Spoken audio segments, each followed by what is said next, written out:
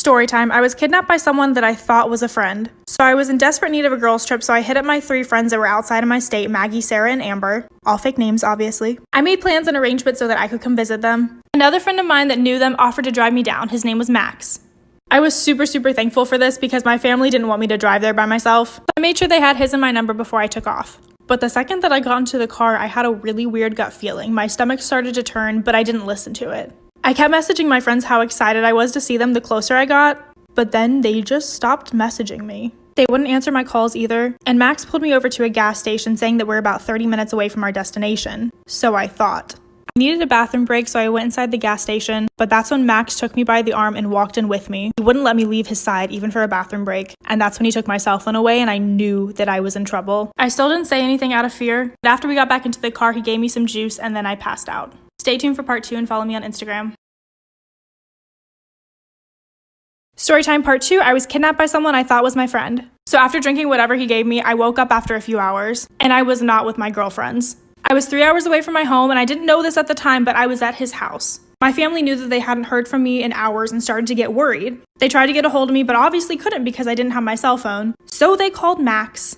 And I literally watched this man answer his phone and say that he didn't know me and doesn't know what they're talking about. Almost immediately after this happened, the cops called him. And I have no idea to this day what the cops said to him, but whatever they did, it worked. He helped bring me back to my house safely. And come to find out, Sarah, Amber, and Maggie were all in on it. They knew that he was obsessed with me and planned it so that I would spend the weekend with him instead of them. We pressed charges, but he really only got a slap on the wrist, but he's not allowed within 50 feet of me or to live in the same town or city as I am. Even though this happened when I was 18, it still haunts me at 28. Please speak up if you feel like something is wrong. Follow me on Instagram and DM me your story just like this one.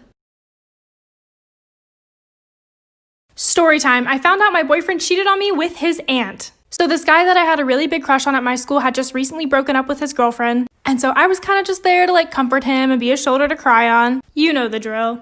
Pretty soon he asked me to be his girlfriend. We dated for a total of 6 or 7 months. And during this time, it was kind of insane with the gaslighting and how controlling he would get with me. He would literally say that he would kill himself if I ever left him. And I had been around his aunt a few times and gotten a weird vibe, but nothing super significant. But one morning, around the end of our 7th month mark, I woke up to so many missed texts and calls from his younger brother, with text and picture proof of him sleeping with his aunt. After all of this, I confronted him and he still denied it, even with the proof. I just asked him how he could ever do something like that to me. And then he admitted to it, but said that it wasn't cheating. We were officially over after that. I messaged him to check on him one time, and he responded with, "I never loved you, please stay blocked." If you want to know where I got this jewelry from, check out Interstellar Jewelry, linked below. And if you have a story that you would like to share too, add me and DM me on Instagram.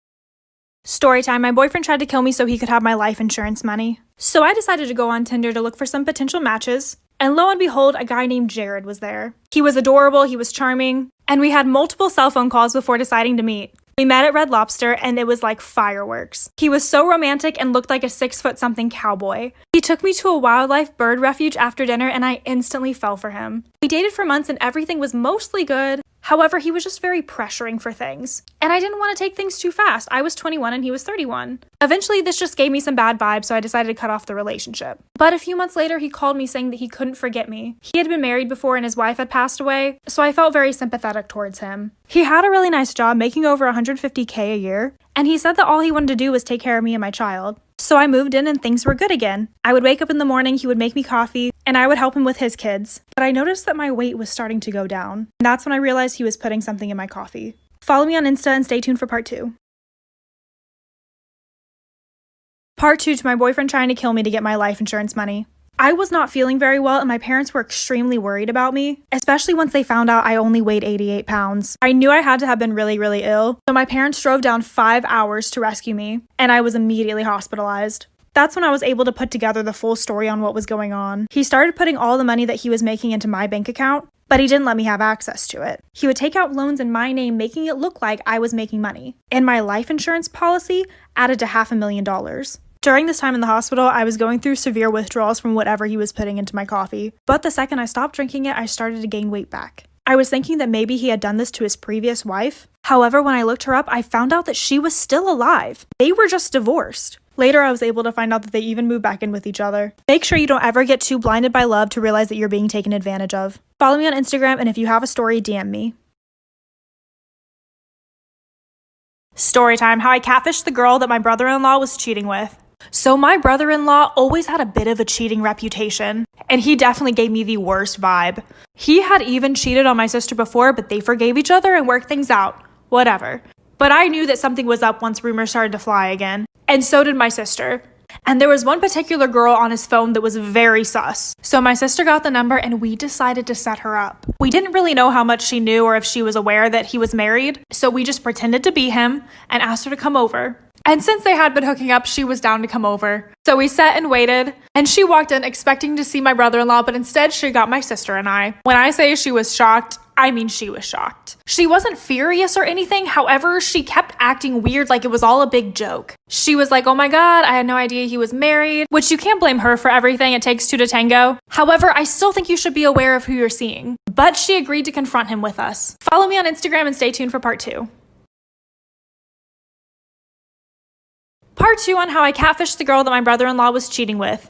So he was still at the house, just hanging out upstairs, had no idea what was going on downstairs when we invited over the girl. And once she agreed to confront him, we decided to walk on upstairs. So she walked up and literally called this man by his first name. And he denied knowing her. Like, we were in shock. Like, we caught you. Like, here she is. How are you even going to deny that you know her when she's calling you by your first name? But she just kept laughing and he just kept denying it. It was extremely uncomfortable and super weird. She literally knew everything about him and even walked over and tried to be like all cutesy with him. And still, he denied. So we just ended up making her leave, and I literally fought this man. My sister was upset and shocked, but I was way more furious than she was. It's one thing for people to hurt you, but not the people that you love. Luckily, she is done and no longer with him. At the end of the day, we need to know our self-worth and set high standards for the people that we're dating. Follow the girl that sent me this story, and add me on Instagram and DM me if you have a story of your own. Story time. Someone tried to murder me on a school trip. So during my senior year, I started talking to this guy that we can call Tyler. And we all had to go on a school trip for a competition. During this, we had to stay in a hotel room and we were all assigned partners. Well, I didn't know this at the time, but I was actually assigned Tyler's ex-girlfriend. We can call her Penny. And when I found out she was his ex, I was like, you know what? Not a big deal. I'm probably just overthinking it, but she had a reputation for being psychotic. And I mean psychotic. Since we were all in close quarters, it didn't take her long to figure out that I was talking to her ex, and she went crazy on me. She basically threatened me by saying that if she ever saw me with him again, I wouldn't be coming home to my family. I still honestly didn't take her that seriously until the next day she saw us kissing, and she left the hotel room to buy throwing knives for when I got back. So when I reached the hotel room that day, she was yelling at me, threatening me, and then she took out one of the knives. Stay tuned for part 2 and follow me on Insta. Part 2 to me almost getting murdered on my school trip. So when Penny took out one of the knives, she literally threw it right at me. Somehow it only managed to land 5 inches from me and I was okay. So I took off running out of the hotel room. I immediately went to our director, and literally because her parents fund most of the band stuff, he straight up couldn't care less. I told my mom, who happened to work with the superintendent's wife, so she told her the whole story and gave my mom his phone number. Let's just say they were suspended and the teacher was fired. She swore up and down that her and Tyler were going to get back together. But it's been 3 years later and she's still crazy and he still hates her. And I'm still with him. So I guess the moral of the story is please take it seriously if someone threatens you. Especially if it's a crazy ex. Love you guys. Follow my Insta and DM me if you have your own story that you want to share.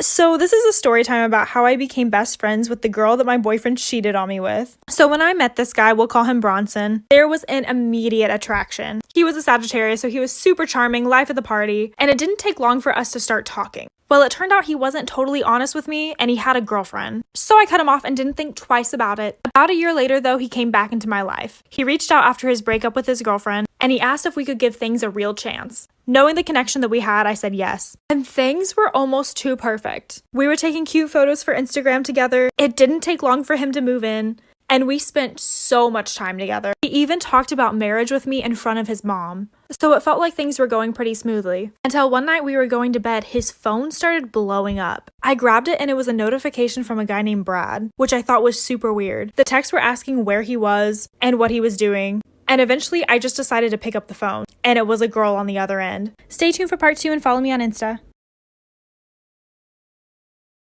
Hey guys, so here's part 2 to becoming friends with the girl that my boyfriend cheated on me with. When there was a girl on the other end, I was like, what is this? And why are you calling my boyfriend's phone? And she was confused. She was like, boyfriend? I thought you were just being his supportive friend. It turns out him and his ex were still seeing each other. I was pissed and woke him up. And he had the nerve to try to tell me that she was being the crazy one. Like, obviously you've been seeing both of us. We're not that stupid. And she even sent me the screenshots to prove it. And he still had the nerve to deny it. I kicked him out of my house and we didn't talk for a while until one day he managed to work his way back in. I, being stupid, forgave him and decided to try things again. It happens to the best of us. Things seemed okay again, but he told me during our time apart he was couch surfing and he didn't actually have a place to stay, like he was just homeless. So I offered to let him live with me again. That night that he moved back in, I received a call from his ex. We'll call her Ashley. And Ashley goes, no, he's been living with me this entire time. Stay tuned for the last part and follow me on Instagram. Hey guys, here's part 3 to becoming best friends with the girl that my boyfriend cheated on me with. So that's when it all clicked that this man just couldn't ever be honest with me at all. From day one, and that there was no way that he was ever going to be honest with me again. So we might as well let things go down in flames. I told Ashley that she was welcome to come over. So she knocked on my door and I let her in while Bronson was still sleeping. And she walked straight to the back and woke him up. They immediately started fighting and running around my house, yelling and arguing with each other. I was so done at that point that I just sat in my kitchen with my cup of coffee and just watched. I just couldn't believe that I let a man get the best of me like this. And the best of both of us. Both of us were 100% done. No more.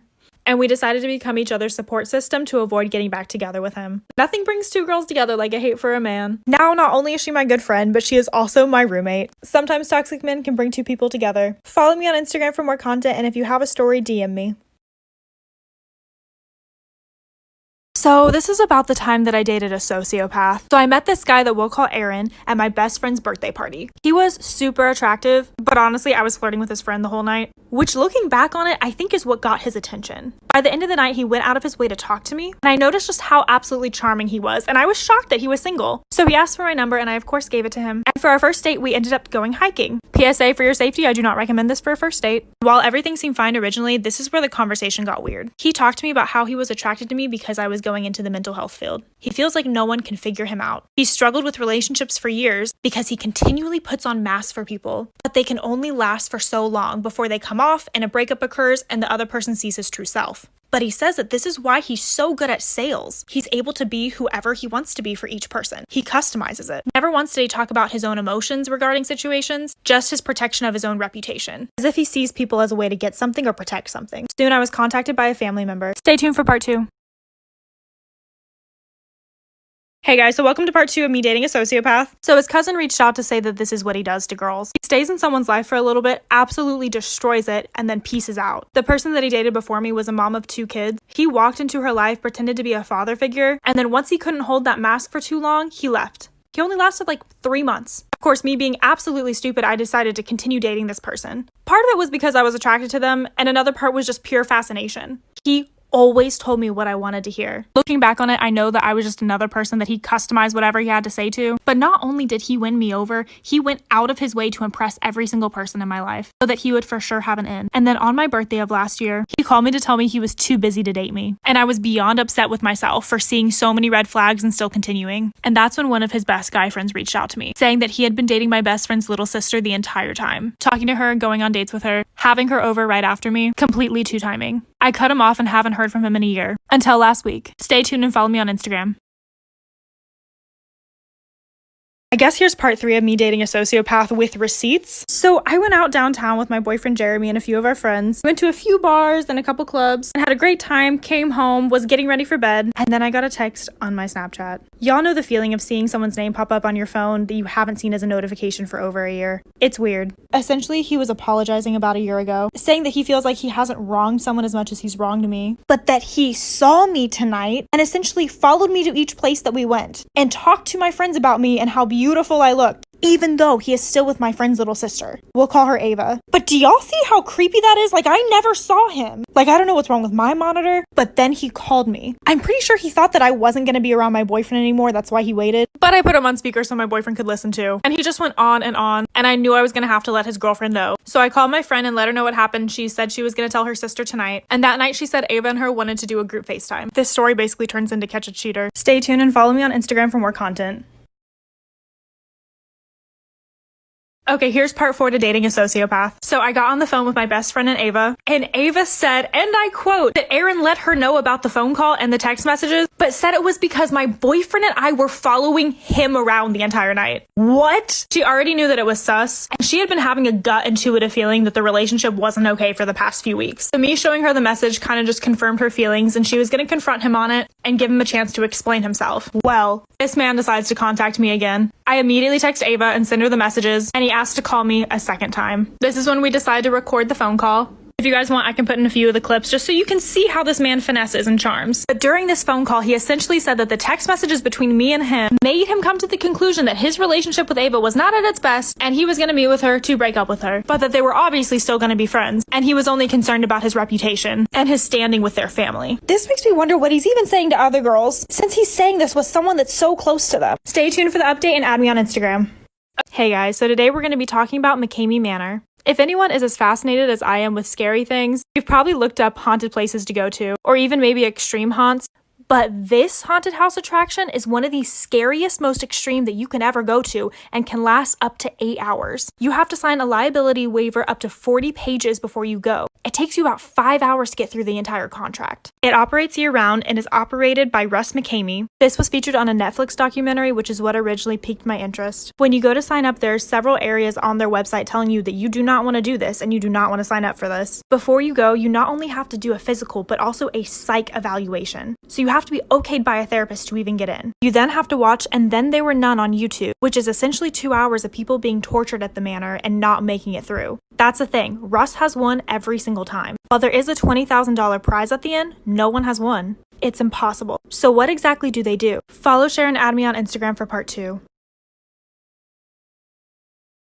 Hey guys, and welcome back for part 2 of McCamey Manor. So let's break down exactly what is included in this contract. While there is now a safe word, which wasn't included before, it is stated that you may come in contact with carbon monoxide poisoning. There is no quitting unless serious physical or psychological injury is present. Various fluids such as grease and theatrical blood may be placed in the participant's mouth, and it's the participant's responsibility not to swallow. Also, being scared and having a panic attack does not count as a serious injury. Participants may have to be involved in a height stunt that includes walking a plank 25 feet above the ground without a safety net, saying that you will come into contact with live poisonous animals and not to agitate them, and you will be submerged under 60 feet of water. And it's the participant's responsibility to make it back up to the surface. This is literally just to name a few. Russ McCamey is literally running a real-life Saw. And not to mention, this is entirely free with donations accepted. Considering all of the torture and the actors involved in this, where is all that money coming from? And who exactly is Russ McCamey? Follow, share, and add me on Instagram for part 3.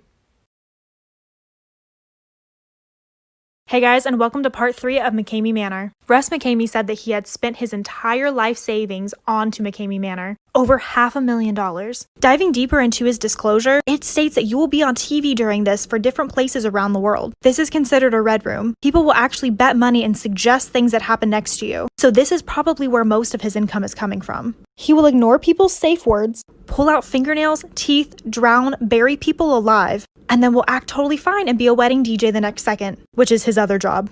Many people believe him to be a psychopath. This place has had many additional allegations that we won't even get into with this video, but there are so many people that have left with PTSD and have had to go through years and years of therapy after their experience. So what are your guys' thoughts on this? Please comment. And follow, share, and add me on Instagram if you want to see more of these videos. We're starting off spooky season early with this dating horror story. So when I was 19, I went out on a date with this guy that I met on Tinder. I swear all scary dating stories start out with Tinder. We'll call him Sam. So Sam and I decided to get coffee and we hit it off pretty well. But we did make the connection that he lived about 6 blocks from me. Keep this in mind. We decided to continue and do a second date. Things got a lot weirder. During this, he asked me several questions about a girl that we'll call Mandy Smith. She was my best friend. I was entirely creeped out about how he knew a lot about her and her last name. This set off my spidey senses, so I just acted like I didn't know her. We dated for about 3 months, and he overcrossed some boundaries when it came to personal privacy a few times, but nothing was really too bad. That was until the day that my friend Mandy went missing. Sam and I were together when it came on the news. I was upset and crying over my friend, and he just looked at me and was like, "I thought you didn't know her." I said I lied because I thought it was suspicious. And he literally started yelling at me over this, and it turned into a full-out argument. My parents and I then decided to do some research. Share and add me on Instagram for part 2. This is part 2 of my dating horror story. My parents and I searched his image on Google, and it came up with so many different Instagram and so many different Facebook accounts. They all had different names like Peter and Noah and Kevin and James. I had no idea who this man even was, so we decided to do some more investigating. We ended up getting the police involved, and we found out this man had a criminal record. He'd been watched for a while for the potential killing of his 2 ex-girlfriends. They said because he lived so close to me, I could have been his next victim. He had told me originally that he was 18, but under police records, he was 23. I ended up helping out with his investigation process, and he's now in jail for the murder of his ex-girlfriends. And now he's about to be tried for my missing friend as well. The moral of the story is to please, please, please background search people before you go out with them. I love you guys, and I hope you all stay safe. And if you have a story that you'd like to share, follow me on Instagram and DM me. Guys, this is a story time about when I dated someone with a secret family. So my boyfriend and I that dated from the age of 13 to 20 finally broke up. I hadn't been single in forever, so I enjoyed about 6 months of single life. After that, I decided it was time to start casually dating again, so I downloaded some dating apps. 2 weeks before my 21st birthday, I matched with this guy. We'll call him Lee. He was so sweet, we made the best conversation, and he said he was dying to meet me. I was hesitant at first, but I finally agreed to meet, and he was even cuter in person. He bought me food and drinks, and we went on little cute dates almost every day after this. The night of my 21st birthday, he started to act strange. While I was getting ready for my party, he got really angry with me. I thought it was really weird, but I brushed it off. He told me that he wasn't coming, but I just ignored it and continued to get ready. I had an awesome night, but then he messaged me at 2 a.m. He accused me of having a birthday just so I could get with my ex, which is so untrue. The next morning, he called and apologized and said that he was just upset. I told him it was fine, but I knew this was my first major red flag. Follow, share, and add me on Instagram, and I'll do a part 2. Okay, so this is part 2 of finding out the guy that I was dating had a secret family. After my birthday, we continued to date for about 5 more months. Over the course of these months, he got progressively more possessive with me. He would always accuse me of cheating if I ever went out partying with friends. He had to know where I was at all times, and he would track my location on Snapchat. Eventually, it got to the point where I just started staying in and not doing anything at all. Then his dad's birthday comes up and I get ignored for 2 days. He explained there was this big family party and he was just too caught up to respond. His cousin who was pregnant who he would go visit finally came to town, so he wanted to catch up with her. I just accepted it. The next day on Facebook, I got a friend request from this cousin, and I found out it was actually his pregnant girlfriend. And she came to town to stay with him for the weekend, and that's why he wasn't responding to me. And he told her that I was his cousin. And it turns out on top of that little family, he was also dating 6 other girls and controlling us all. I dipped real quick and blocked him on everything. His ex and I are good friends now, and I became the godmother to her child. Love you guys, and if you have a story, follow and send it to me on Instagram. You guys are not even gonna believe this. This is a story time about how I caught my sister's boyfriend hooking up with our Nana. It was summer of 2019, and me, my boyfriend, my Nana, my sister, and my sister's boyfriend all decided to plan a trip to France. A few days before we were supposed to leave though, my sister got really ill, and so she decided to stay home. She didn't see any problem with her boyfriend still going though, since she trusted him, and they basically grew up together. Anyways, a few days into our trip, my Nana ended up having a heat stroke. We had a whole day plan of going to the beach and shopping, and we asked if she wanted to come, but she insisted that my sister's boyfriend stay with her and take care of her. And he said he didn't mind because there was plenty of other days that he could go to the beach while we were in France. My Nana and him always got along and talked a lot, so we didn't really see a problem with it either. So my boyfriend and I left, and we didn't get our usual update for our Nana, so after a few hours, we decided to come back. We walked back to the hotel, and we noticed that the door was locked. We knew that there was a key inside, and we kept knocking to get their attention, but no one ever answered the door. We were really worried, so we ran down to the front desk to grab an extra key. And that's when we were finally able to open the door. Follow, share, and add me on Instagram, and I'll do a part 2. Hey guys, and welcome back for part 2 of my grandma hooking up with my sister's boyfriend. So we were finally able to open up the door to the hotel room, and we all immediately had the worst feeling. Honestly, I thought maybe she wasn't okay or something had happened to her. So my boyfriend and I went to go open up the bedroom door, and there she was with my sister's boyfriend. We were totally stunned, and I just about fainted. I obviously immediately had to tell my sister, so I picked up the phone to call her, and you're never gonna believe what she said. She was like, yeah, I already knew about this, and that's why we had taken a break before. So she had literally walked in on her boyfriend and our grandma hooking up before, and she still proceeded to date him. So the moral of the story is, don't date someone who isn't 1000% head over heels for you, because they might end up getting with your grandma. And if any of you guys have a story that you would like to share, please follow me and DM me on my Instagram. I love you guys, and I will see you next story time. Bye!